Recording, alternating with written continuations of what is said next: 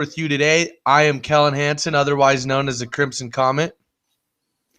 Brady Fulmer, otherwise known as Lazy Snake. I'm Michael Moyes, better known as Prison Mike. I thought it was just Prison Mike. I thought that was your legal name. It probably is now. From now on, you got to be like, yo, I'm Prison Mike. Okay, here's the deal. Be high about that. If Prison Mike, or if we reach 1,000 subscribers on YouTube, Prison Mike will legally change his name to Prison Mike. He has agreed to this deal. When did I agree to that deal? We actually got it in writing too. So He Prison has to. It's a legally binding document that requires him to change his name to Prison Mike. And the signature is just going to be like a skull with the crossbones. You know what I'm saying? The X's with the bones, yeah. And then our last person on the show, last but definitely not least. Who are you? Oh, me. I'm Jason Paul, the bearded wonder. The bearded wonder.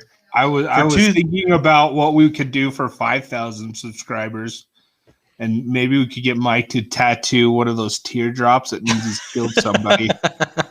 Why are they all dealing with me and stuff I don't want to do? We gotta give the people what they want, Mike. Want you I don't feel like that's what they want. For 10,000 subscribers, that's what you guys want. Mike will shave his head and tattoo 307 onto his bald head. Yeah, and the Buck and Bronco on the other side. That is not happening. Oh, I love it. For 1 million subscribers, I will tattoo the Taco Bell logo with Liv Moss on my chest. Solid. Anyways, we are so glad to be able to be back. It was a big weekend, obviously. Unless you live under a rock, you won't be excited for this episode because we have so much to analyze, so much to talk about. For our first-time watchers, we are the Sports Fan. We are a comedy sports talk show where we tell some jokes, talk about sports, and make fun of each other.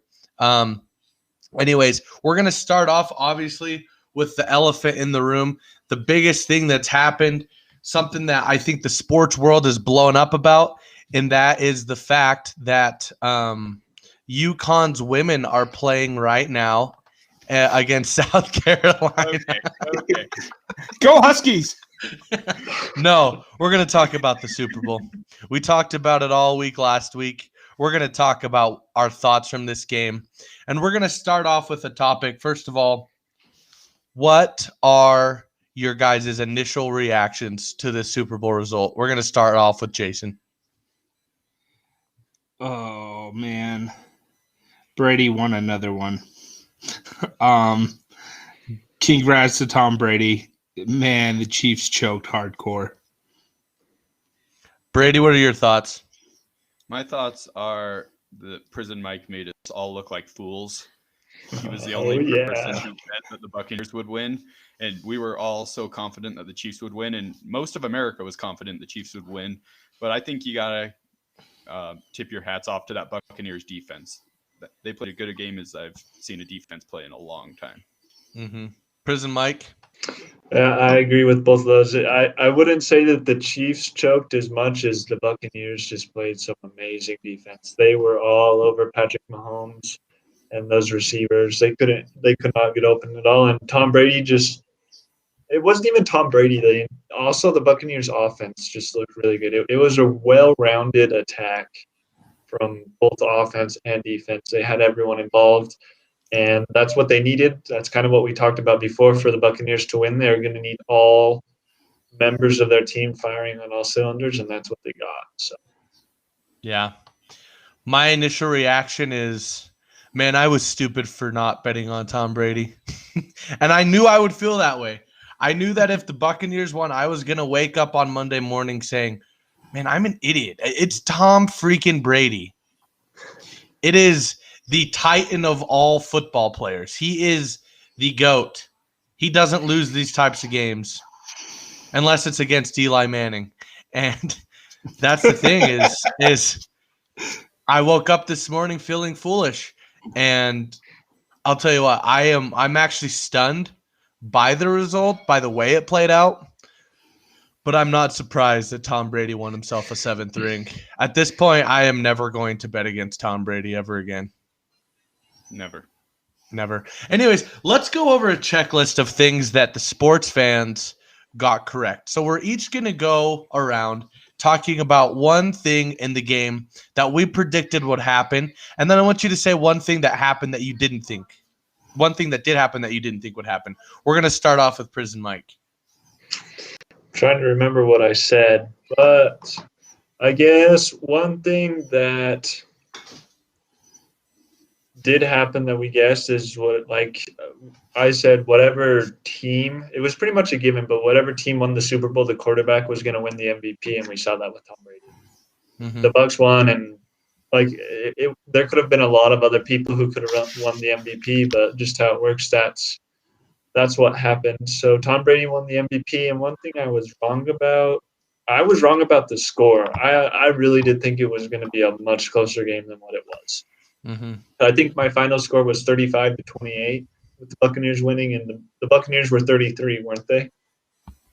It was 31 to 9. to 9.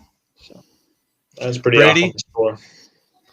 All right. One thing that I was right about with my prediction is I said that if the Buccaneers were able to get a lot of pressure on Patrick Mahomes, they had a good chance at winning the game. But I didn't think that would be able to happen. But we saw that it happened, and Patrick Mahomes looked not probably the worst I've seen Patrick Mahomes look out there on the football field because of the pressure that was getting to him. So hats off to the front four for the Buccaneers.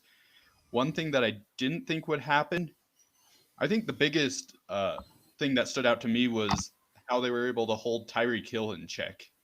He was able to get one catch kind of towards the end, which helped his numbers go up a little bit, but for the most part, he wasn't able to do hardly anything in that game. And I think a lot of that has to do with the pressure. Holmes didn't have time to look and find Tyreek Hill running down the field because he was running for his life on just about every pass play. How crazy is it that Patrick Mahomes ran for 497 yards in the backfield on pressure last night? Yeah. He ran for 500 yards trying to not get sacked. And the craziest thing is the Buccaneers didn't really blitz all that much. It was just the 4 guys that were getting there just about every time. So they had a ton of guys in coverage as well. Well, and a lot of it, I think, had to do with just adjustments, moving certain guys and blitzing certain gaps. But I'll talk about that later. Jason, I want to hear what you think. So I got a few things wrong. But the one thing I got right was Gronk was going to have a big game. And he did. He came out and showed us why Tom wanted him to come out of retirement and made me look good there. I think I'm just going to go for the most obvious thing I said last time that was completely wrong was I said the Chiefs were not going to kick a field goal in the Super Bowl. And that's all they did. Yep, that went away pretty quick. I was like, shoot. Oh, well. Yeah. I think part of that, when I saw them settle for that first field goal, is when I realized they might be in trouble. And it kind of just went downhill for them from there for that offense. One thing that I don't think we thought about or looked at before we made our predictions was the injuries and position changes on the Chiefs offensive line. And I think that had a lot to do with the amount of pressure the Buccaneers were able to get. Buccaneers are a great defensive front, but when you're playing against a backup line, that doesn't help either. That's true. What do you think, Kellen? Well, one thing that I think I got correct was obviously Leonard Fournette played a huge part in that game. And I actually predicted him to be my MVP after Brady.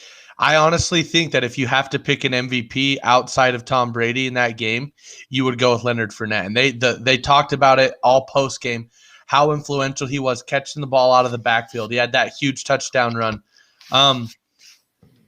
One thing I think I got wrong was I predicted that Patrick Mahomes was going to dominate. And I actually texted you guys during halftime saying Mahomes is about to go off. He never went Mhm. off. And that's No. another prediction that we talked about. If the Buccaneers could limit the big plays by the Chiefs, they would win that game. And ultimately, that's what it came down to. Because I felt like, from 20 to 20, the Chiefs were actually moving the ball at times. If you look at it, how many times they reached the red zone or how many times they got close, they scored touchdowns on those drives. This is a very competitive Super Bowl. But the fact that they were only able to come away with 3 points at a time, that had a lot to do with it.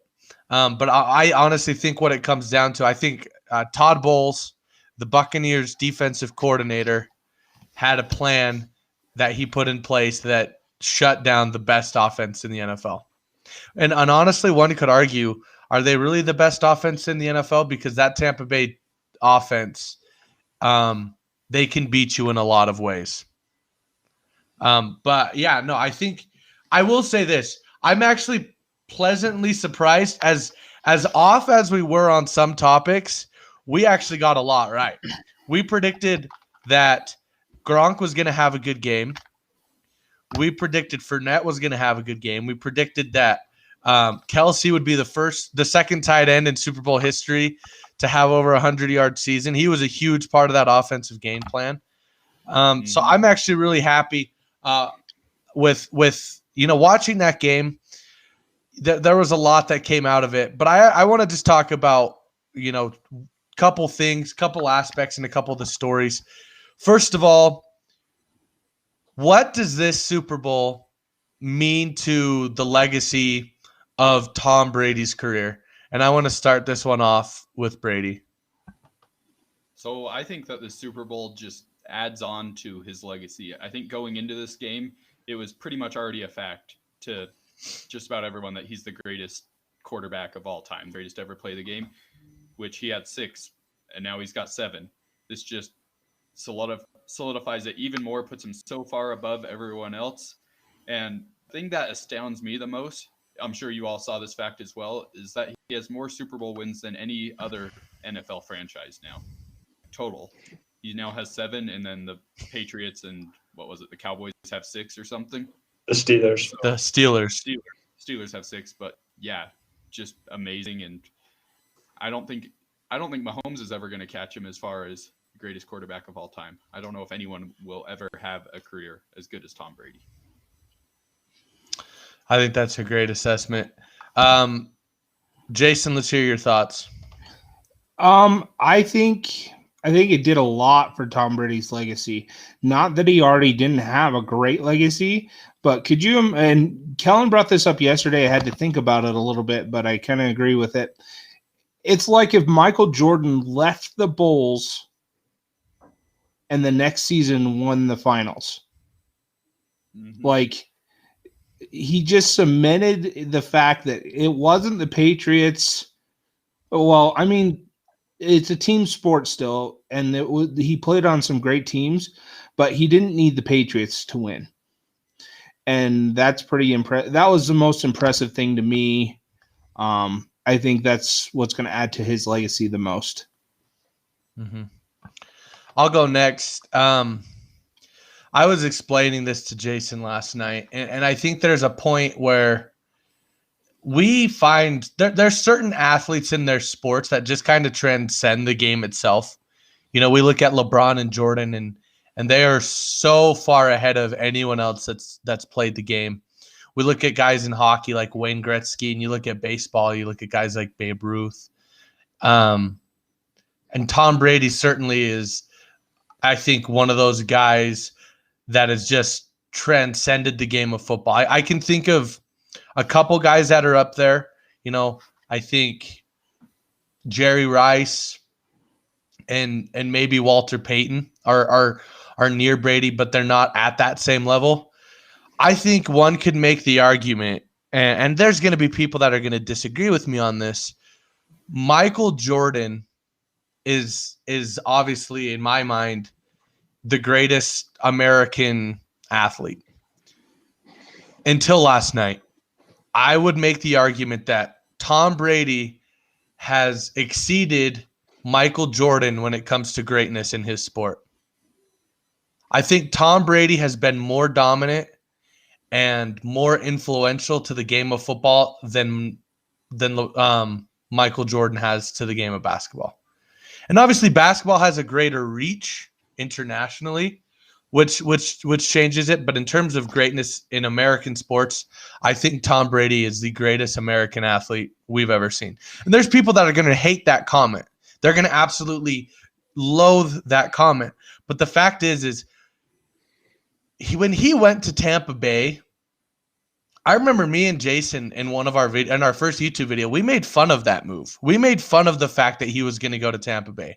We thought it was a crazy move, and we weren't sure if it was going to work out. I figured that the Buccaneers would be okay. And I honestly remember talking like, all right, if Tom Brady makes the playoffs, then he will have proven to people that like he's the GOAT. Like he'll still have that argument if he can make the playoffs. Guys, the first year he left the Patriots, his first season in Tampa Bay, he won a Super Bowl. That is absolutely incredible. He had so many people doubting him. And yet he threw it back in everybody's face. And there's nothing that anyone can say to me at this point that's going to make me question the fact that he's the greatest player to ever play the game of football. He absolutely did the impossible. Agreed. Okay, here's the next question though for you. Hold on. Am I going to get my 2 bits in? Prison Mike, you go. I want to hear what Prison Mike has to say. You're important. Sorry, Mike. No, it's all right. It's okay. I had to drop the mic moment, literally.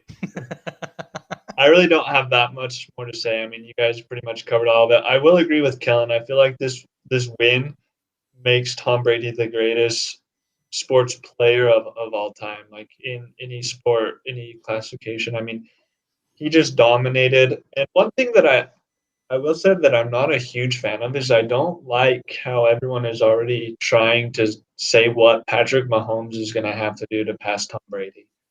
Because I don't know, I feel like there's so much left in Tom Brady's career and Patrick Mahomes. There's just so much more that can happen with both of those guys.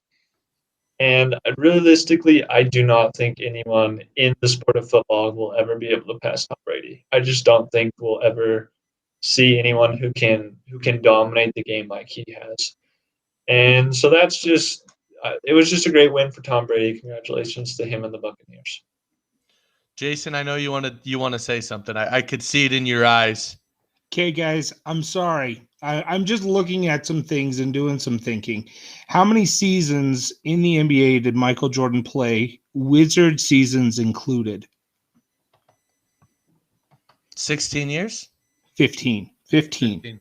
Okay. 15. How many has Brady played in the NFL? 20 something. This is 20. 21. Oh, next year's season will be 21. Okay. If Tom Brady retired after 15 seasons, how many Super Bowls had he won at that point? That's a good point. Yeah, he'd won 4. Okay. So Jordan did it in a shorter span of time. Okay. Let's not overreact to this, but I'm sorry. It's Michael Jordan, guys. I like Tom Brady, and he's the greatest quarterback in football we've ever seen.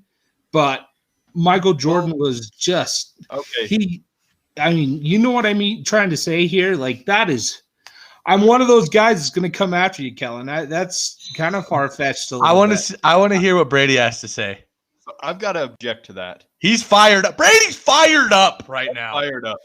No, you tell him, Brady. Go after. I actually like Michael Jordan more than I like Tom Brady, but I'm going to advocate for Tom Brady. So I think the thing to look at is if from the basketball perspective with Jordan being the greatest of all time, there's a debate there. There's a debate between, LeBron is pretty much the only one that there's a debate, but there's still a debate. People can't definitively say that Michael Jordan's the greatest of all time. But with Tom Brady right now, I'm pretty sure anyone with a sane mind can say that Tom Brady is the greatest of all time right now. And I think he'll be able to say that at the end of his career. in football. And here's the thing is like titles, he's got one more title. Efficiency, Jordan was more efficient. All right, maybe we should stop arguing this because we're comparing two different sports that are completely It's true. different. But we're talking about championships and legacy. Let me make one point. Fight. Let me make one point. I agree. Michael Jordan was the best player in the NBA and the best player of all time in the 1990s, right? I think he won his first NBA title in 1992, and he won his last NBA title in 1998. Tom Brady has won Super Bowls in 3 different decades. More impressive, in my opinion. He was already considered arguably the greatest quarterback of all time after his first 3 Super Bowls. Like when he left that decade, the 2000s, many considered him to be the greatest quarterback of all time already at that point. And then throughout the 2010s, he went and won 3 more Super Bowls. Mm-hmm. And now, as a 43-year-old in the 2020s, he's won a new Super Bowl. He has been dominant in 2 different generations. Like, since this guy has been in the NFL and winning Super Bowls, we've seen the creation of the iPod and the iPad, and we have so many more iPhones. Like, you look at just how much the world has changed from 2002 when he won his first Super Bowl to now 2021. He has been the best quarterback in the NFL that whole time. He is the one. That's one of the only things that has stayed the same is LeBron James. Tom Brady has been the dude. And that is phenomenal. And you can say, yeah, Michael Jordan. I'm not saying Michael Jordan isn't the GOAT of basketball. I'm not debating his greatness. But he was the best player in the NBA from 1992 to 1998, which was an amazing span. He did so much in that time frame. But come on, guys. You're comparing Tom Brady's stretch of dominance has been so far-reaching. I hear what you're saying, guys. I do. I'm going to agree to disagree here. You look at what greatness implies: legacy, winning, efficiency, all this stuff. The NBA is a global sport. Who put the NBA on the map? Who got the NBA recognized by the entire world? I love football. Don't get me wrong. I love football. It's my favorite sport to watch. It's not a global sport. Mm-hmm. And Tom Brady didn't change anything about that. Legacy-wise, Jordan's got the better legacy. And if Tom Brady plays 3 more years, I don't see that changing. Is that global legacy, or are we talking American legacy? That's global legacy and American. I'm talking about the greatest American athlete. We're talking American sports for Americans. That's what I said. I'm going to agree to disagree here because in my mind, you guys grew up watching Tom Brady, and that's great. I watched him too. You guys didn't get to see what it was like when Jordan was playing. That's true. That's true. So that's not. I really just. Sorry, go ahead, Jason. I don't think it's a fair assessment to make because you guys never. You see the legacy of Jordan. You didn't see the impact of Jordan when he was playing. I think that's all true, but I really feel like we're just never going to be able to win this debate. I think it's an endless debate. It's 2 different sports. If Tom Brady was on a basket, tried to get in the NBA, they'd throw him out on his face. He wouldn't even make an NBA team. And if Michael Jordan played football, he would not be as good of a quarterback as Tom Brady. It's just so hard to debate any of this stuff. Never know.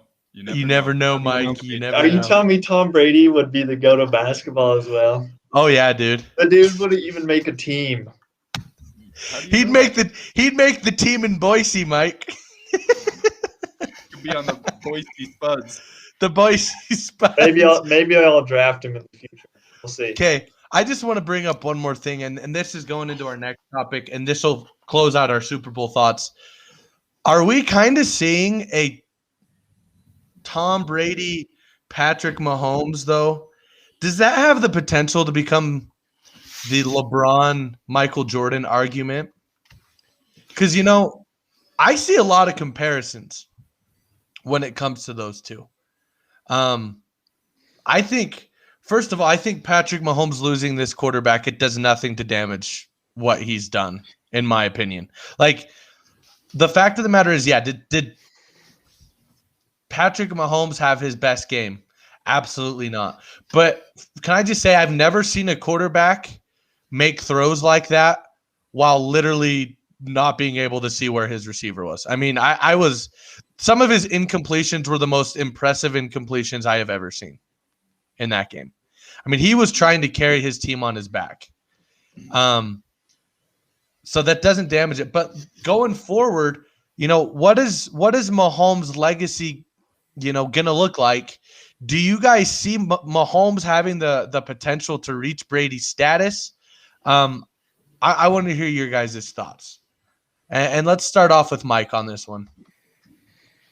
Mine's going to be super short. If Patrick Mahomes wins 6 or 7 Super Bowls, then come talk to me. Like, I feel like there's no reason to even try and compare him right now. He is so far behind Tom Brady. I was listening to the announcers last night. They said even to pass him, he'd have to win 8 Super Bowls or beat Tom Brady in a future Super Bowl. And there's so many ifs in all of those statements. So when Patrick Mahomes, or if Patrick Mahomes can win 6 Super Bowls, then maybe we could start comparing it. But he's just so far behind right now. He can play amazing, but if he doesn't win Super Bowls, I don't think he'll ever catch Brady. Jason? Yes, he's got a lot of work to do, but he's on track, guys. How many Super Bowls had Tom Brady been to by this point in Patrick Mahomes' career? He's on pace. If he keeps the trend going, he's got a shot. He's got to keep the trend going, and that's why Tom Brady's great right there, is because he's done it year in and year out.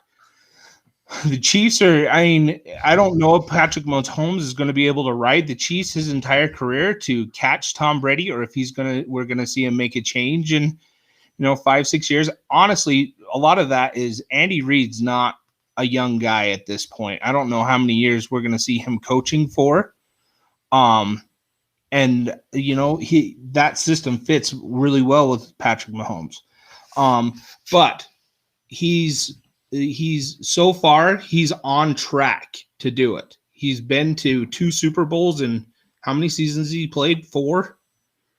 So yeah, he's on track. Starting quarterback for 4 years. If he follows the trend, 3 years he's been the starting quarterback. Yeah, if he follows this trend, he'll be there. Yeah, Brady.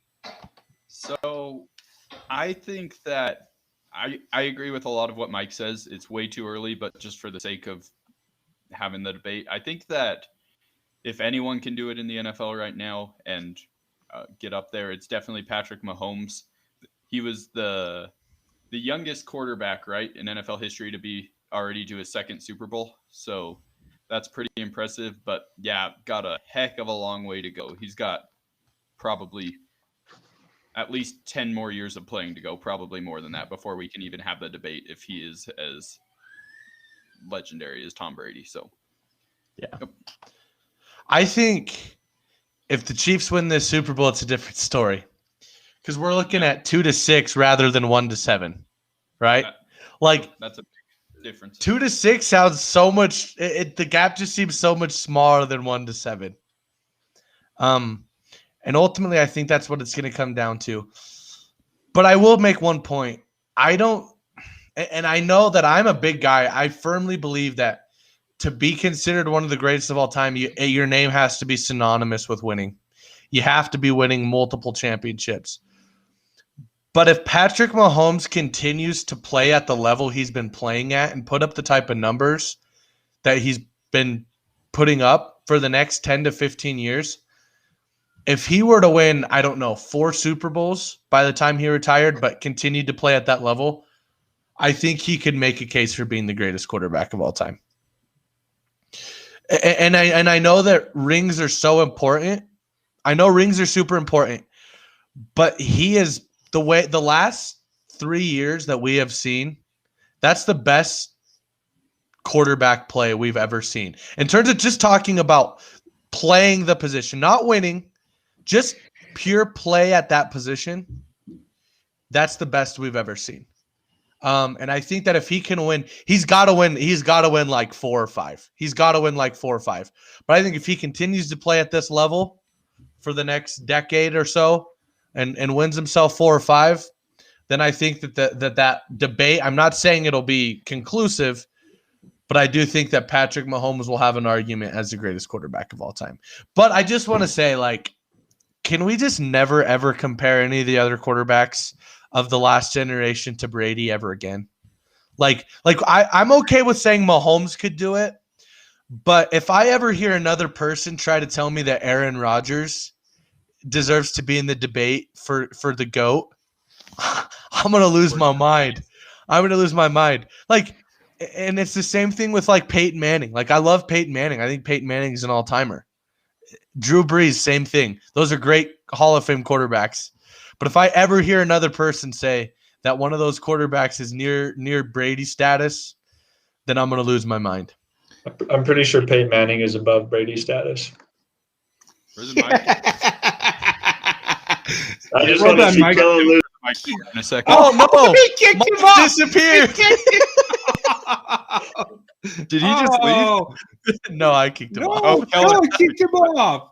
No, Say, here's my thing: is Tom Brady is the winningest and greatest quarterback of all time. Were there things Peyton Manning was better than Tom Brady at? Yeah, but he wasn't better than Tom Brady. Yeah, I don't know. I think Tom Brady's already better at commercials. That's true. Did you guys see? Did they ever air that T-Mobile commercial with him and Gronk, or was that just on Facebook? I don't know. Dude, that was legendary. That was awesome. I think Peyton Manning's a funnier guy, though. If we're gonna, I love Peyton Manning. I have nothing against Peyton Manning. I think he is an absolute stud, top 3 quarterback in my opinion of all time. Yeah, agreed. And just one more thing that I've been wanting to say is, Patrick Mahomes played this game with a foot that's going to require surgery in a week or so. He put the ball in places where his players could go get it still. I mean, the ball was where it needed to be. I can't logically put this Super Bowl loss on Patrick Mahomes. He had 260 plus yards passing this game. I mean, he did, and you could watch it. He literally was sacrificing himself at the end of the game, taking hits he probably shouldn't have taken, just trying his hardest to get something out of that offense. So, yes, as much stock as Brady got from winning this, that performance from Patrick Mahomes put him at another level for me. It showed me that he wants to win. Yeah. No, I totally agree. He looked like he was back in his Texas Tech days when he was just running around trying not to get killed. Like that's honestly what it looked like. But I mean, obviously this in my opinion, it boosts Brady's legacy, but it does not tarnish Patrick Mahomes' game to me at all. It really doesn't. And you'll see people that are idiots like Stephen A. Smith try to talk about how, well, maybe Mahomes isn't all we thought he was. And you see these guys like Dan Orlovsky talking about, well, maybe we should reevaluate Mahomes and put him at a human level. The fact of the matter is he's the best player in the game of football right now. And he's the most talented player I've ever seen. So we're going to have to move on because we've got a lot to talk about. We're going to move over to the NBA. Mike, why don't you get us into our first NBA segment? All right. Our first NBA segment. I won't say this is a big trade, but there has been a trade that's might have a little bit of importance in the NBA, and that is Derrick Rose got traded back to the team he played for a while. He is back with the Knicks. And this trade happened, I believe, was it yesterday or Saturday, within the past few days. And I mean, Derrick Rose, when he was a little bit younger, was a really good player, won the MVP one year, I believe. And coming out of college, he played for Memphis. He was dominant, and then he kind of fell off the grid. And the past few years, he's played all right, but he just hasn't been at that same level. So I guess you guys have any thoughts about this trade, or do you think it will have any impact for the Knicks? If there was ever a case for how injuries can wreck a career, Derrick Rose is the poster child. I mean, if he doesn't go down with those injuries when he did, we might be talking, him right behind LeBron as one of the best players in the league right now. I mean, he was that type of talent, and he just was never the same player again after he got injured. It's good. I hope he can maybe.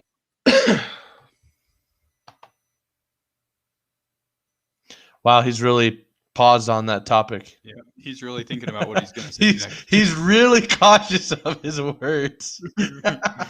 Really hanging on that. Oh, poor Jason.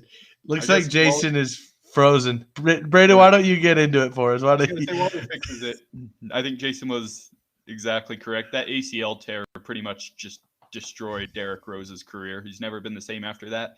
I think occasionally you do see glimpses of who he once was. I remember when he played for the Timberwolves a couple of years ago, he dropped 50 in a game and hit a game winner.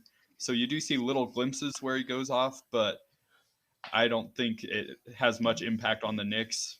He's a good player, a decent bench player, but he's a shell of the player that he once was. So I don't think that this news is too big of a deal either way. Yeah, I love Derrick Rose, and I remember watching him when he played for the Bulls, just thinking, man, this guy's the potential to be the face of the NBA. I honestly believed that he was that caliber of a player. He had that potential. Yeah, and then that torn ACL, it changed his whole career.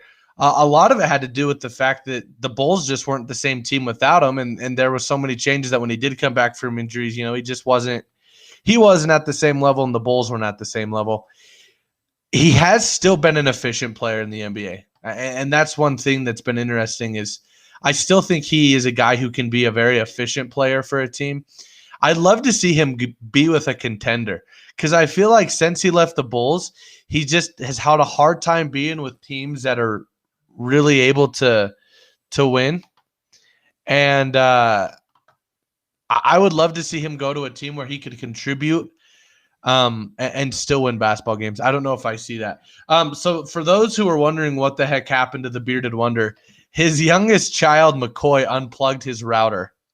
So that is what is why the Bearded Wonder is no longer with us. Hopefully he will be able to hop back on the stream.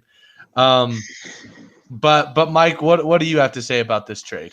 Yeah, well, I feel like you guys bring up some good points about how injuries have affected his career. But as far as an impact that he's going to have right now, I feel like he'll be a pretty solid bench player. Like I feel like he'll be able to come off and do pretty good. He's back. He's back. Sorry, my 1-year-old unplugged my Wi-Fi router. Oh, we were talking about that. That was good. You were so. He just didn't like your opinion. Yeah, he didn't. I guess he didn't like what you were saying. Yeah, why don't you pull your head out, Jason, and say something that your 1-year-old's gonna actually appreciate? Yeah, I guess. Turd. Anyways. But, yeah, just to finish that, I think he'll just be a pretty consistent bench player that the Knicks can use. And sadly, the Knicks I don't really see as a contender, and they won't be for a while. So, who did they draft this last year? Obi Toppin.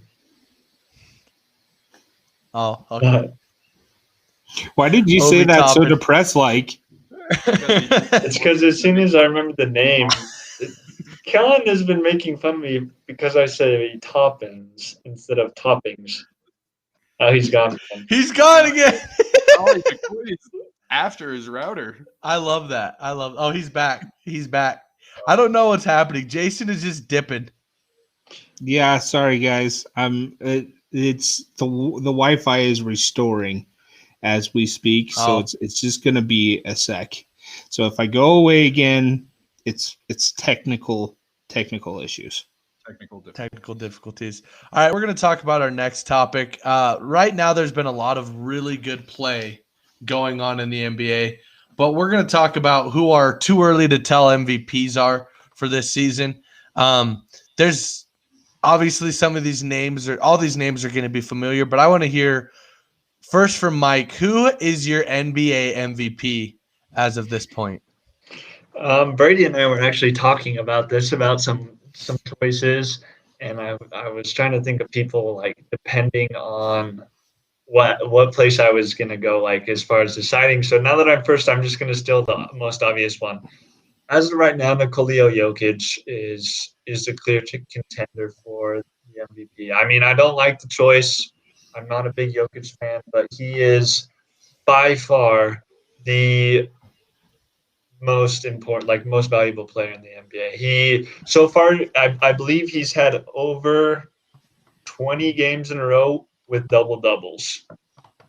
He's just been playing on another level. Looks phenomenal. He's rebounding, he's assisting, and he's scoring. I mean, yeah, Nikola Jokic. Okay. What was that piece about, Kellen? I just have to ask. I just don't agree with it. I think he's been playing great. I think he's in contention, but I don't think he's going to be the MVP. I just don't. Bro, he tore apart the Jazz. Everything for the Nuggets. Don't get me wrong. Don't get me wrong. I think he's going to be in the contention, but I'm just, my pick is somebody who at the end of the season is going to be as good as he is right now. If you look at the stats right now, though, Nikola Jokic should win it. I just don't think. I just don't agree. I think there's somebody who I think is going to be the MVP. But who do you think is going to be the MVP? Yeah, I'm interested to hear. You got to go. I'm going to go with the guy who. Actually, no. I want to hear Jason's first, so I can gather my thoughts a little bit. Okay. First, I just need to say this about Nikola Jokic. He is a wider version of Dirk Nowitzki. And as good as Dirk Nowitzki was, I had never really liked his game as a big man. I'm sorry, I just couldn't watch him.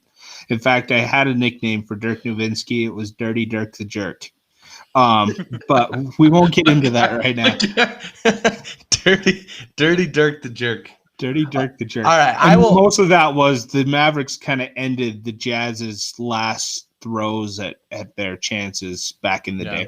But that's beside the point.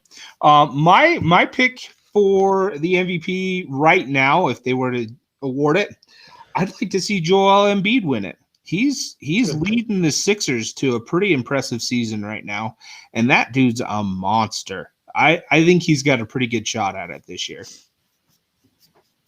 Okay. Now here's my pick. And obviously I think Nikola Jokic has been playing great, but I just don't think he's going to be able to sustain it. Look, Kevin Durant is coming back from an Achilles injury. Right now he's second in the league in scoring with 29.5 points per game. He leads the Knicks in rebounding, assists, steals, and blocks. And I'll tell you what, the Nets have a better chance of excelling in the postseason than the Nuggets do. And when it comes down to the stretch, I think you'll see Nikola Jokic is going to cool down. I think as Kevin Durant's season goes on and he continues to get stronger, he's going to be the MVP of the league. That's my MVP pick so far. No, I think, like I said, it's too early to tell. I mean, you look at the way LeBron is still playing. He could very well win another MVP. He should at least be in contention. And obviously, Nikola Jokic has started off great. But I think when it comes down to it, I think Kevin Durant is gonna pull away at the end of the season. And Kellen, that's a really good point because I think that's been Jokic's Achilles heel the past few seasons is his not so much his durability, but his endurance. I just don't feel like when he in the playoffs, when he gets to game 4, game 5, he just looks gassed. He just looks tired. So I think that's a really good point, Kellen. And the point I'm not trying to make is like, look, MVP and who's better is a different story because if they just gave the MVP to who the best player in the NBA was, LeBron would win it like every year. And I think Embiid deserves the praise. And I've been saying it for a long time. I really like Jokic. I think I think Jokic is as good of a center as you'll find in the NBA. He's such a matchup problem for just about anybody that tries to guard him because he does have that size and strength, but he also is he has an incredibly high basketball IQ. I've never seen a big man who can pass the ball as good as him in terms of a center. So I understand that. I just look at the way Durant's playing right now. I look at the potential there for the rest of the season, I see him overtaking Nikola Jokic, and I think it would just be something to add on to his already impressive resume. Cool. So for me, you guys actually took my top 3 picks in the exact order I would have taken them, with Jokic, Embiid, and then Durant. I'm going to go with someone. I'm going to go with LeBron, even though I want to. I'm going to go with Giannis, someone who overlooked this year, and I am not a Giannis Antetokounmpo fan. I'm not really a fan of how he plays. I don't enjoy watching him, but just looking at his stats right here, he's averaging 27 points a game, 11 rebounds, and 5 assists. So he's averaging a double-double with 5 assists. The Bucks are good once again, so he's on a winning team, which I think definitely plays a big factor in winning the MVP. And Giannis last year, obviously, and I think he's making a good run to win it again this year, even though I really can't stand the dude or how he plays, but he's looking good. Can I just say the East has stepped up this season? I feel like they're a lot closer to the competitiveness of the West than they have been in years prior. I still think the West is a better conference, but the East is getting there. Yeah, I agree. 3 of the 4 picks we had were from the East, which is saying something. Mm-hmm. No, I agree. We're actually going to move on to our last NBA subject or topic. Brady, why don't you were the one who actually suggested we talk about this. Why don't you talk about this one for us? Yeah. So Kevin Garnett said something really interesting. I'm not sure if he said it today. I saw it today when I was just scrolling through different sports news. But he said that NBA players from 20 years ago or so would not be able to play in the NBA today. Which, when you first read that, you're like, holy cow, that's a crazy thing to say. But as you think about it, he made some good points. The game is completely different than it was 20 years ago. He said players nowadays have to be able to just run up and down the floor, pretty much stopping at the three-point line, shooting on a dime, and playing for 45 or 46 minutes a game. He thinks that everyone who played 20 years ago would end up dead, tired, and fatigued down the floor, including himself, which he played 20 years ago. But it makes sense, as it was such like a half-court game if you look at basketball 20 years ago. You know, feed it into the bigs, get the ball into the paint, run through your offense. But a lot of teams now it's just kind of turned into a track meet. Let's get down the field or court. I'm still got football in my brain. Let's get down the court quickly and take the first available shot that we can find. And so what do you guys think about this? I want to hear what Jason asked. Yeah, I actually agree with it. Believe it or not, I actually agree with what Brady's saying, and with Kevin Garnett. First, he's Kevin Garnett. If he didn't know, who else would? But you think about the rule changes that have allowed the freedom of movement on the offensive side of the ball, just the hand checking fouls they're calling now. And I mean, the NBA, 10, 15 years ago was a much more physical type game. And it was more physical. Your body got beat up a little bit more than what it is now, which is these guys are having to take breaks because, and Kellen and I kind of ragged on NBA players for whining a bit and wanting their breaks and everything. It's a job. But you think how much ground they cover a night in a game right now? It's insane.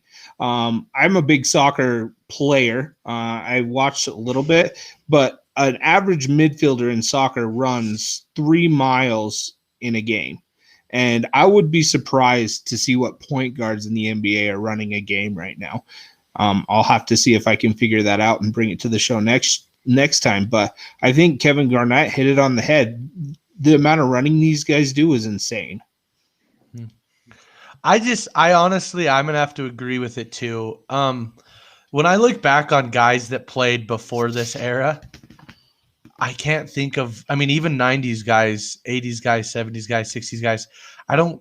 I can honestly think of 2 players that I think would be really dominant, and it'd be Michael Jordan. I think would still be able to play in this NBA, and I think most people will agree with that. And then I think Wilt Chamberlain had the athleticism and the strength to where if he got coached up, I think he would be a very good big man in the league. But the athleticism of these guys now, the game has changed. You know, guys like Bob Cousy and John Stockton, those guys don't exist in the NBA. Guys like Larry Bird can't play in the NBA. You know, we'll see guys like that play well in college, but in the NBA, I mean, you've got players like LeBron and Kevin Durant and Luka Doncic and Jason Tatum, guys that are just freak athletes that can do so much. Because back in the day, basically, if you were over like 6'8", 6'9", you were just the way you were going to be good is being a dominant post player, right? And if you were below 6'5", you shot threes and you passed the ball. And now we see guys that are 6'10", making 3-pointers and getting 10 assists a game. And it's a different game. The speed's different. You look at the evolution of just shooting 3-pointers. A team like Golden State would have absolutely demolished. I mean, when Golden State had, Curry, Thompson, and Durant, they would have absolutely demolished everybody they played in the 90s. I mean, even the Bulls, they would have beaten that Bulls team. It depends. If they're playing on modern rules, yes. But if they're playing by old NBA rules, I think it'd be more competitive than you're giving it credit. I don't know. I know what you're saying. I know what you're saying, but you just look at just how much more scoring goes on. Yeah, I feel like the Bulls. Let me make this point. I know this is a little off topic, but I feel like the Bulls played good enough defense that they could hang around with the Warriors. I mean, you got Michael Jordan, Scottie Pippen, and Dennis Rodman. Those guys were all, I feel like, very elite defenders. And not just that, the level of play was different because the rules were different back then. You could put your hands on a guy and keep him in front of you. You could manhandle people. Steph Curry couldn't handle somebody up in his grill like that. I'm sorry. Part of the reason he can get around the court is because people aren't allowed to hold him or grab him anymore. I mean, back then, that was fine. You did it. It was a different game. But the debate was in this era. No, you said players in the 90s. Okay, but I agree somewhat. The game has changed and the physicality has changed. I still would take the Golden State Warriors. I think you're nuts. Well, I think you're just biased. I think you're 90s biased. Kellen, you are 90s biased. Kellen, if it was modern day in this league and the Bulls were playing the Warriors, I think the Warriors would take it. If it was in the 90s and that style of play, the Bulls were the best at that style of play. The Warriors would have to adapt to the rule changes. All right. Since we're getting a little off topic, I'll just make my. You bring us home, Mike. I'm feeling contentious tonight, guys. Make a quick. Your 90s bias is disgusting, Jason. You're good comeback. Good comeback. Your millennial bias is irritating. All right, Mike. Just to wrap it up really fast with the NBA, I will agree with all of you guys. I feel like Kevin Garnett made a good point. The league's a lot different. And I kind of also agree a tiny bit with Jason. I feel like if you were to take NBA players now and put them back 20 years, they would maybe have some difficulties adjusting to the game. Just that they could, but they'd have some difficulties adjusting to the game. But we'll just wrap it up with that. Let's move on to the next subject. What's the next subject? The next subject. Oh yeah, this was one that I mentioned. We'll just go over it really fast. College basketball. We're into February, quite a ways into it. So March Madness is coming up. pretty quick. And I just noticed today that the Kansas men's basketball team dropped out of the top 25. And I don't know what the amount of years are, but yeah, I feel like this year we have North Carolina, Kentucky, Duke, and Kansas all out of the top 25 at the same time. Like if anyone could have predicted that at the beginning of the year, it probably would have been like really crazy. We would have all thought they were crazy, but that's just something I guess to kind of look for in college basketball. I don't know if you guys have any quick thoughts on that or not. I think it's awesome. Brady? I love it. That's my favorite thing about college basketball is watching those just top powerhouse schools suck it up. So I think it's awesome. Couldn't be happier. Jason? I'm a lot the same way. I'm a big underdog fan. And seeing these guys that have been used to the rarefied air at the top getting humbled a little bit has been very satisfying. Mm-hmm. And this is coming from a guy. I'm a North Carolina fan. My dad actually attended North Carolina, so I've been a fan my whole life. But I look at it this way. I feel like in football we see that all the time. Really, we see like 5 schools that are always going to be in it to win it. And I feel like basketball isn't that way, right? I mean, even this year, it ultimately came down to Ohio State, Clemson, Notre Dame, and Alabama, right? And that's been kind of the norm. But this is our top 5. We've got Gonzaga, Baylor, Michigan, Ohio State, and Villanova. And obviously, I think you look at Villanova and Michigan, and even Ohio State, they've had their years in recent years where they've been right up there. But then you look at Gonzaga. I mean, Gonzaga's enrollment. What is Gonzaga's total enrollment? Does anybody know? I'll look it up. I would know that. But. I'm looking it up right now. They have 7,000 people total enrollment in Gonzaga University, right? And they're the best team in college basketball. And then you look at Baylor.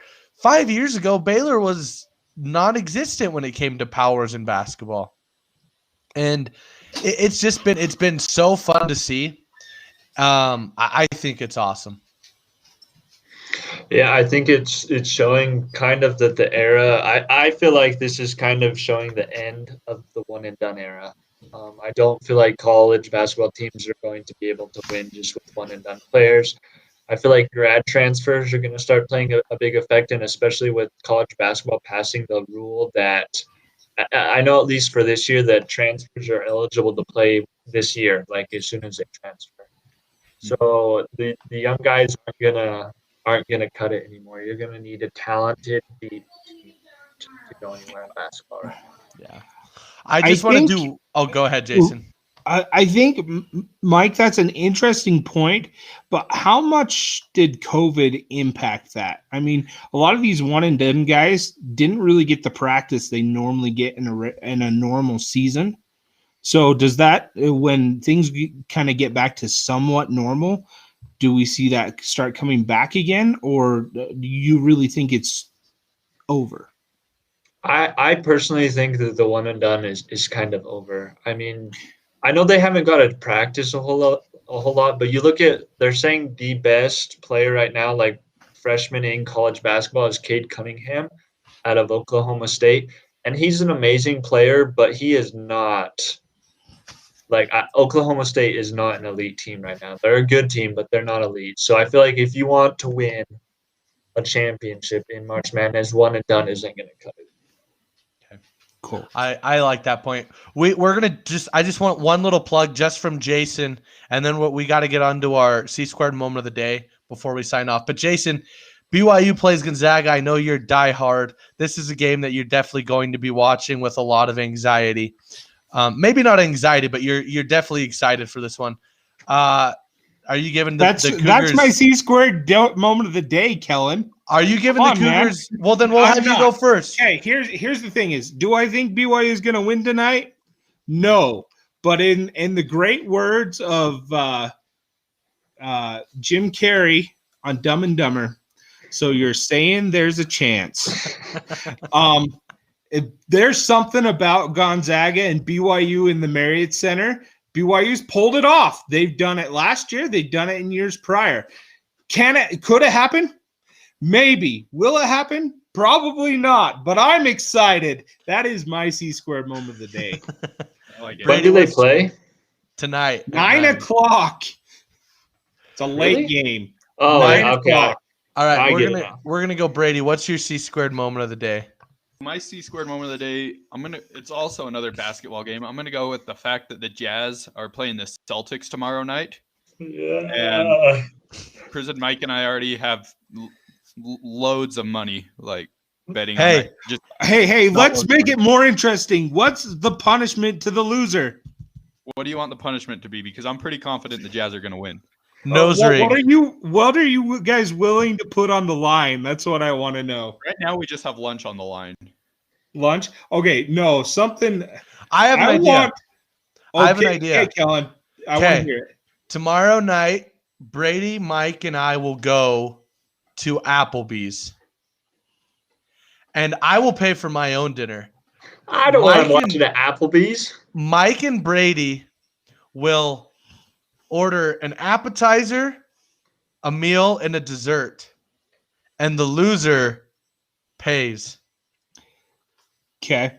I've got a better one. Okay. Oh, okay. Okay. The loser will on air next show on Wednesday. You guys will go to Walmart, get the hottest hot sauce you can find, and on air for your C-squared moment of the day next time, you will eat the hot sauce. All in favor say aye. Aye. Aye. All against say nay. How much hot sauce is my name? The eyes have it. A spoonful of hot sauce. A spoonful of the hottest hot sauce we can find, Mike. All right, deal. All right. I like it. Now, Prison Mike, what is your C-squared moment of the day? Shoot, I'm all riled up. I don't even know what my C-squared moment of the day is. Oh my goodness. I am so cheering for. I don't actually care who wins. I would usually cheer for the Jazz, but I just see a great result coming out of either one. So, wait. So what happened to? I guess here's my C-squared moment of the day. Somebody has to pull out their teeth still.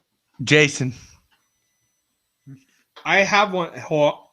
Okay. So yeah, just to make it quick, my C-squared moment of the day. The Buccaneers won, and I was the one who guessed that, and you guys didn't. Everybody, round of applause for Mike. I get it. I should choose your punishment. No, but that's my C-squared. We'll go with that. Mike. Okay.